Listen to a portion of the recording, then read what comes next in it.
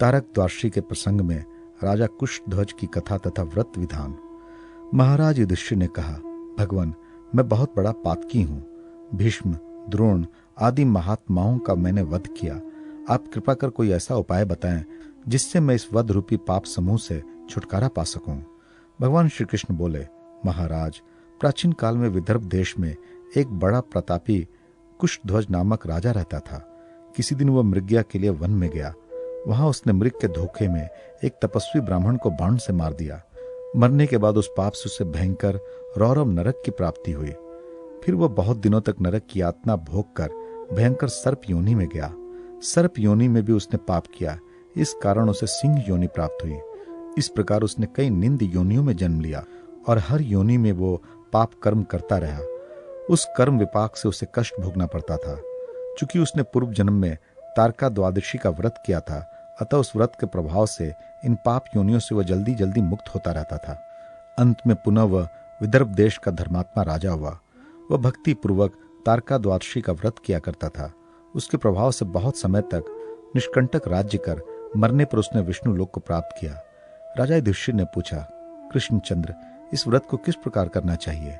भगवान श्री कृष्ण ने कहा, राजन, मार्गशीर्ष मास के शुक्ल पक्ष की द्वादशी को तारका द्वादशी व्रत करना चाहिए। प्रातः काल नदी आदि में स्नान, तर्पण, पूजन आदि संपन्न कर सूर्यास्त तक हवन करता रहे। सूर्यास्त होने पर पवित्र भूमि के ऊपर गोमय से ताराओं सहित एक सूर्य मंडल का निर्माण करें। उस आकाश में चंदन से ध्रुव को भी अंकित करें। अनंतर ताम्र के अर्धपात्र में पुष्प, फल, अक्षत, गंध, स्वर्ण तथा जल रखकर मस्तक तक उस अर्धपात्र को उठाकर दोनों जानुओं को भूमि पर टेक कर पूर्वाभिमुख होकर सहस्त्र शीर्षा इस मंत्र से उस मंडल को अर्ध प्रदान करें। अनंतर ब्राह्मण भोजन कराना चाहिए। मार्गशीर्ष आदि 12 महीनों में क्रमशः खंड खाद्य, सोहालक, तिल, तंडुल, गुड़ के अपूप, मोदक, खंड वेष्टक, सत्तु, गुड़युक्त पूरी, मधुशीर्ष, पायस, घृतपर्ण, करंज और कसार का भोजन ब्राह्मण को कराएं। तदनंतर क्षमा याचना कर मौन धारण पूर्वक स्वयं भी भोजन करें। उद्यापन में चांदी का तारक मंडल बनाकर उसकी पूजा करें। मोदक के साथ 12 घड़े तथा दक्षिणा के साथ वह मंडल ब्राह्मण को निवेदित करें।